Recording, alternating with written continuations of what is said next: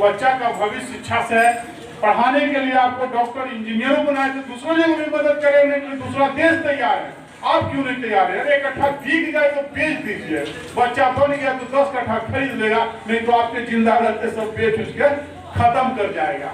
तो इससे भी हम लोग सीख लेनी जरूरत है और अपना कर्म बाबा बख्तौर की विचारधारा, भगवान श्री कृष्ण की विचारधारा को आप रखिए। और एक चीज में खास के मैं बोलना चाह रहा हूँ सर, अभी उमेश बाबू एक चीज आपने बता रहे थे कि समाज अभी समाज कोई नहीं समझ रहा है, तो सुन जाइए एक शब्द मैं अभी जस्ट बता रहे थे नेताजी कि समाज में विकृतियां पैदा हो रही है, तो विकृतियां पैदा होती है तो विनाश होता है, ये आप जानिए। महाभारत को आप अच्छी तरह से सुने होंगे, महाभारत में आज समाज भी उसी तरह से 2 धाराओं में बढ़ रहा है सर, 2 धाराओं में समाज बढ़ रहा है। एक बाबा बख्तौर भगवान श्री कृष्ण की धारा को लेकर चल रहा है, एक दूसरा दुर्योधन की धारा को लेकर चल रहा है।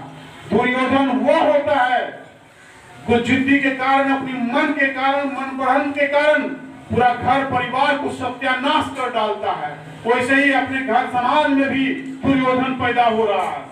आपको इसको परख करना पड़ेगा, क्योंकि दुर्योधन बनेगा तो घर तो समाज को सत्यानाश कर ही देगा। लेकिन अपने समाज को समझाने की जरूरत है कि बाबा बख्तौर भगवान श्री कृष्ण के पक्ष में चलो। 5 ही पांडव थे, कौरव खत्म हो गया, लेकिन 5 पांडव आज भी जीवित है और उनका इतिहास भी जीवित है। लेकिन दुर्योधन का पक्ष की आज क्या होता है, वो पूरा विनाश हो जाता है। तो समाज भी उसी धाराओं में बंट रहा है। उमेश बाबू आप जान जाइए कि अगर जो समाज में परिवार में अगर दुर्योधन पैदा हुआ तो जान जाइए कि उस परिवार को तो खत्म होना ही है।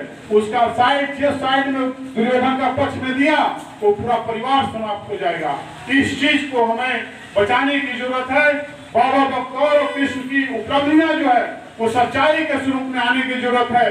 और हमसे गलत किसी का बड़ाई नहीं हो सकता है, सम्मान हो सकता है, तो कम से कम उसके प्रति कटुता भी नहीं होनी चाहिए।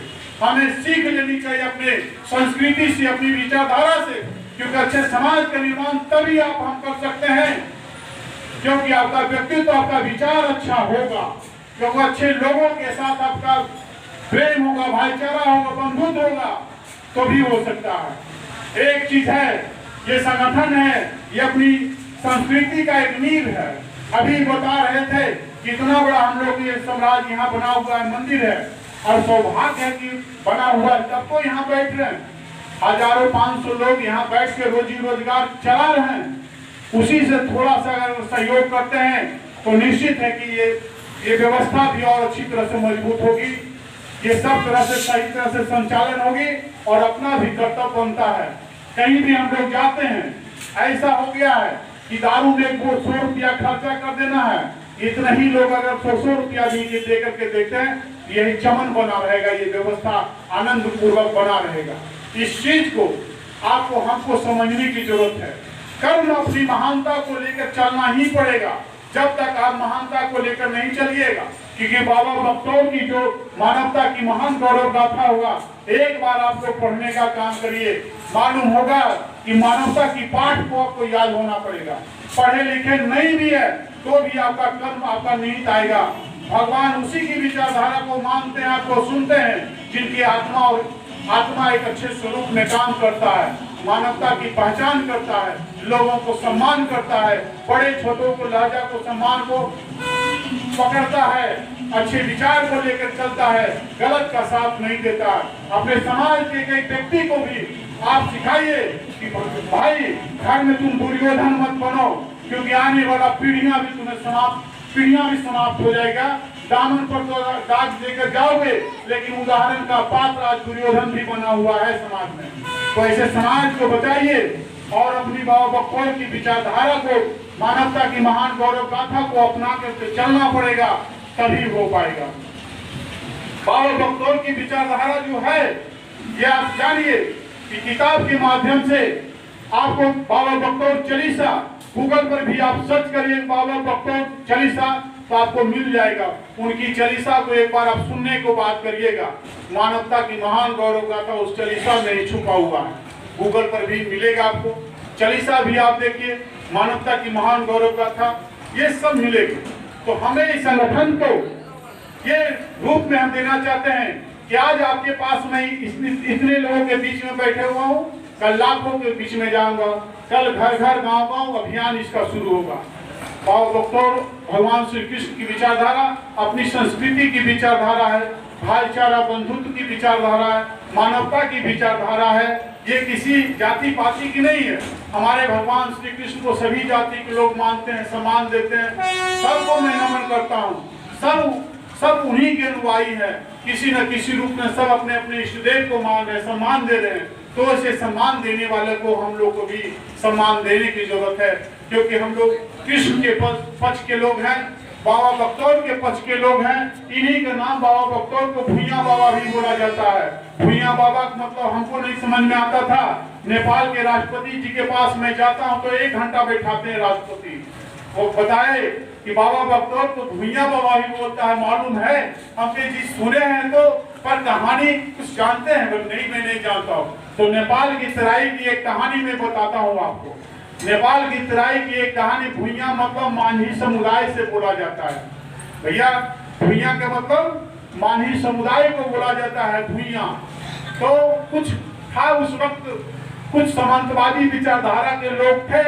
भुइयां के गांव को कहा खाली कर दो, नहीं तो तुम्हें मार दिए जाओगे, काट दिए जाओगे। ढोलहा पिटवा दिया गया। पहले क्या होता था, ढोलहा ही एक साधन था मैसेज पहुंचाने का। ढोलहा पिटवा दिया कि खाली कर दो गांव, में तो काट दिए जाओगे, मार दिए जाओगे। तो अब क्या करेंगे? अब ये तो पूरा गांव में कोलाहल मचा। भुइयां लोग जब मरे तो क्या करें? तो कौन बचाने का इस धरती पर है? वाहिर मितिया सब करी, जब सब मितवा मर जाएंगे। जब चारों तरफ नजर घुमाया तब कोई नहीं था, बाबा बख्तौर थे। चल बाबा बख्तौर के दरबार में, तो वही तो बचाने वाले हैं। सब मिलकर पहुंच गए बाबा बख्तौर के दरबार में।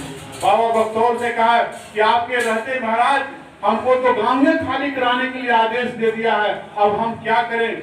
या मर जाए या आपके यहाँ छोड़ के चले जाएं। तो बाबा बख्तौर विचारधारा को सुने, वाकई पीड़ा को सुने, तो कहे कि ऐसी बात है तो तुमको क्या करना है? और सर हम यही रहना चाहते, इसी मिट्टी में मैं रहना चाहता हूँ, आप मुझे मदद करिए। तो जाओ तुम उल्टा ढोला पड़वा दो। वो ढोला पड़ा है तुम्हारे गांव में, मैं तुमको ढोला दे रहा हूँ, तुम ले जाओ उसके गांव में दिलवा दो कि जो भी आएगा एक जिंदा वापस नहीं जाएगा। बाबा बख्तौर आ रहा है, ये जाकर बोलवा दो सबको। गांव चला, उसके गांव में ढोला पड़ गया उल्टा। जब उल्टा ढोला पड़ा, कोलाहल मचा कि अब क्या मारने चले हो, मरो सब। गांव वाला पूरा कोलाहल, औरतें बानी सब लोग बाबा बख्तौर के दरबार में पहुंचा। भुइयां लोगों का भी परिवार पहुंचा, दोनों हाथ जोड़ के माफी मांग रहा बाबा बख्तौर से कि बताइए महाराज हमका कोई गलती नहीं था, ये ढोला पड़वा दिया हमरे गांव में, अब ढोला पड़ गया हमरे गांव में, अब क्या करें? तब माफी मांगा। जो समाजवादी विचारधारा के लोग थे वो माफी मांगा कि हमें माफ कर दीजिए, क्योंकि बूढ़े बुजुर्ग माता बहनें सब पहुंच गई थी। माफी मांगा, सबको कहे कि जाओ सही तरीके से रहो, मेरा यही कर्म है, मानवता का मेन विचारधारा है। तो भुइयां लोगों ने बाबा बख्तौर को बाबा मान लिया, भुइयां लोगों ने बाबा माना। भुइयां बाबा के नाम से पूरा प्रचारित हो गया, पूरा नेपाल भी भुइयां बाबा के नाम से, यहाँ हम लोग भी जानते हैं भुइयां बाबा के नाम से, उन्हीं का नाम। तो कई ऐसी चीज है। डोला प्रथा पहले होती थी, डोला प्रथा को भी समाप्त करने के लिए बाबा बख्तौर ही आए। पहले शादी होती थी, बोलता था चौठारी, चौथा दिन ठहरी, आज भी चौठारी बोला जाता है क्या भैया?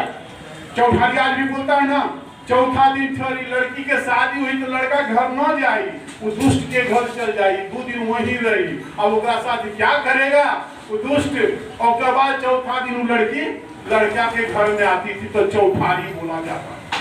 तो सोच लीजिए उस वक्त बाबा बख्तौर ने भी पूरा बसावन साथ मिलकर तो उस चीज को समाप्त करने का काम किया, मानवता की विचारधारा को न स्थापित किया। जो नहीं माने उसको दंड भी देने का काम किया, सम्मान से जीने और जिलाने का भी काम किया। तो उनकी विचारधारा को आज अगर मानते हैं तो हम लोग सबसे बड़ा आज भी उनके गुण, उनके ब्लड हमारे समाज लोगों में निहित है कि गलत जहां हो रहा हो वहां भी लाठी लेके हम लोग खड़ा हो जाते हैं। वो गुणवा कोई और नहीं, गुण वही का गुण दिया हुआ है। लेकिन आज जो है अब गलतों में खड़ा हो जा रहे हैं, सहीयों में खड़ा हो जा रहे हैं। अब तो कानून उल्टा हो गया, अब लाठी की बात तो रही नहीं, कानून की बात आई। अब कानून का सिस्टम है, किसके पक्ष में कौन है ये प्रशासन पैसा को लेकर डिसीजन देता। तो भैया इससे भी बचने की जरूरत है। हम किसके साथ खड़ा भी हो रहे हैं तो थोड़ा बुद्धि और विवेक से खड़ा हुए, तभी मानवता की बात को हम कर सकते हैं। क्योंकि गलत में साथ देते हैं, झूठ में अपने समाज लोग 70 से 80% FIR हो जा रहा है, गलती में हो जा रहा है, सही में भी हो जा रहा। इसलिए हम लोग विवेकी बने, अच्छे समाज का निर्माता बने, अच्छे समाज का धरोहर का एक कम से कम प्रतिष्ठा स्वरूप में मानने और मनाने का काम करें। इसके लिए जरूरी है जो अच्छे समाज का निर्माण करें। अब इसके बाद माननीय विश्वनाथ यादव जी भी बोलेंगे, लेकिन आप लोग का डेट आने वाली है बाबा तुरंत राष्ट्रीय महोत्सव का। उस डेट में निश्चित है कि सब परिवार आप लोग चलिए, जितने भी है माताएं बहनें बच्चे सब जा सकते हैं। और जाना या अपना साधन से भी चले या भाई बगल में सुविधा है उससे भी जाया जा सकता है। तो ये एक अद्वितीय कार्यक्रम है। जितने भी परिवार है समाज में सबको आप बोलने का भी काम करें। ये जरूरत है एक अच्छे समाज का निर्माण करने का, और हम लोग एकजुट कर रहेंगे तो